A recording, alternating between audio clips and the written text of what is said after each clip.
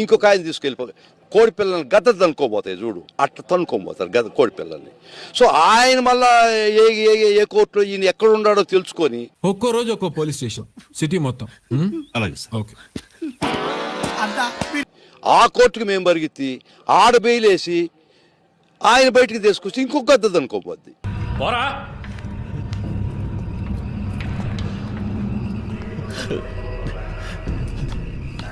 సరే ఇది ఇట్ట పక్కన పెడితే జైల్లో ఉన్నారనుకోండి పీటీ వారెంట్లు, రాష్ట్రం మొత్తం మీద పీటీ వారెంట్లు ఇప్పిస్తారు. ఒక పీటీ వారెంట్ ఇప్పిస్తారు ఫస్ట్.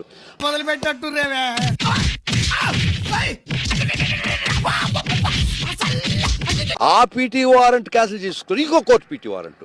అంటే ఒకసారి మీ చేతుల్లో దొరికితే, ఒకసారి మీరు హింసించదలుచుకుంటే 25 కేసులు మినిమం.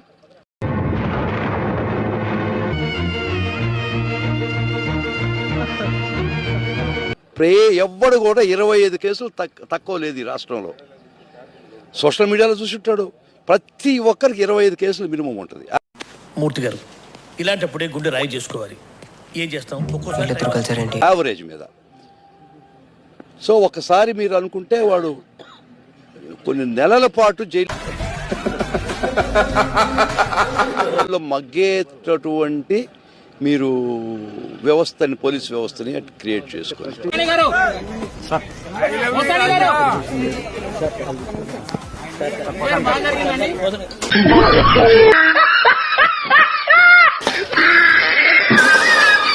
నోటికి వచ్చిన బూతులతో రెచ్చిపోయిన నటుడు పోసాని కృష్ణమురళికి 14 రోజుల రిమాండ్ విధించింది రైల్వే కోడూరు కోర్టు. 5 గంటల పాటు ఇరుపక్షాల వాదనలు విన్న మెజిస్ట్రేట్ మార్చి 13వ తేదీ వరకు పోసానికి రిమాండ్ విధించారు.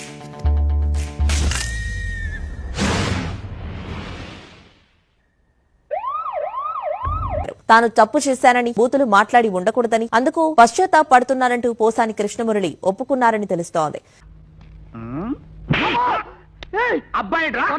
నోటికొచ్చిన భాష వాడేశాను, కారు కూతలతో మీ మనసు గాయపరిచానమ్మా, నన్ను వదిలిపెట్టమ్మా. పేలుంది కదా అని అన్నిట్లో పెట్టేయకూడదు, నోరుంది కదా అని ఎక్కువగా వాగకూడదని అర్థమైంది కాక. జగన్మోహన్ రెడ్డి గారి మీద దుమ్మెత్తి పోయటం, అబద్దాలు చెప్పడం తప్ప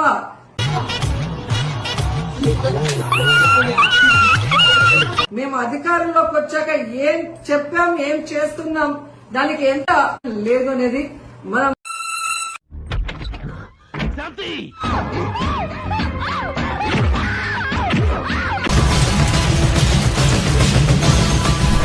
గోడ ఇదిగో, గోడ ఇదిగో కూర్చున్నా. రా ఇప్పుడు, నువ్వు రా. ఏ స్టేట్ కైనా వస్తానని అన్నావుగా, ఇప్పుడు రా. అది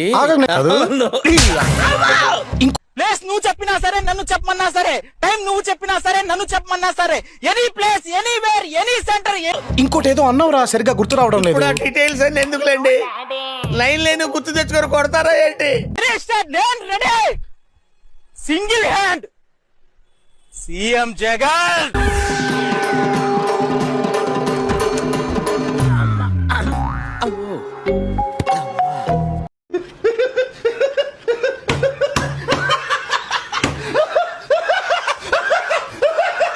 బూతులు తిట్టావు అకారణంగా, మామూలుగా తిట్ల.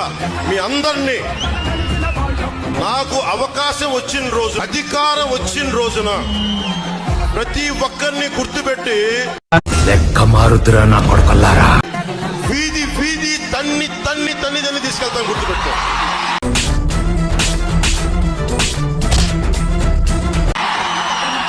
శండాలు గొలిపించేస్తాను, ఒక్కొక్కడికి వేడిలేసి మరి లాక్కెళ్తాను, గుర్తుపెట్టుకో. నీకు ఆ జీవితం నీకు వస్తుంది, నీకు ఖచ్చితంగా. దోపిడీ చేసిన, దారుణాలు చేసిన అందరూ జగన్ వెనకేసుకొస్తారు.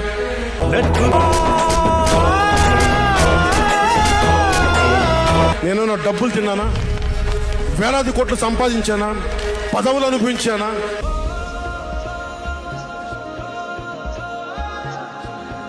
ఏమనిపించాను నేను 10 సంవత్సరాల నుంచి?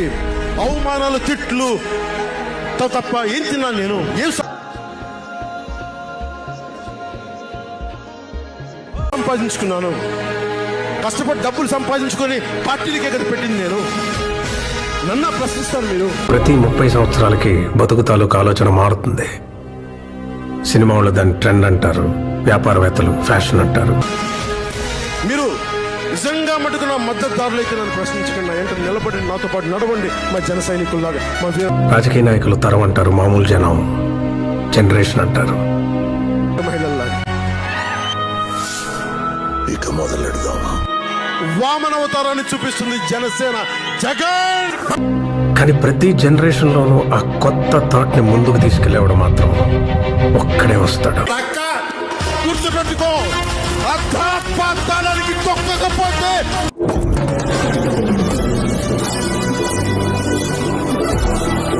నా పేరు పవన్ కళ్యాణే కాదు, మా పార్టీ జనసేనే కాదు. వెళ్తున్నాడు చూసావా బాలరెడ్డి, వాడే ఆ టార్చ్ పేరు.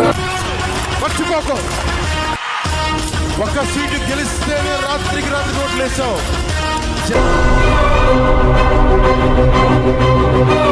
జనసేన 24 సీట్లతో ఏం చేయగలరో మీరు ఊహించుకోగలరా? నిర్దేశం భరించమని చెప్పండి. నేను తట్టుకోలేకపోతున్నాను. This is killing me. Jagan, సామాన్యుడు రాజకీయం చేస్తే ఇలాగే ఉంటుంది. వ్యూహాలు వేస్తాం, భక్తులు పెట్టుకుంటాం. ఈ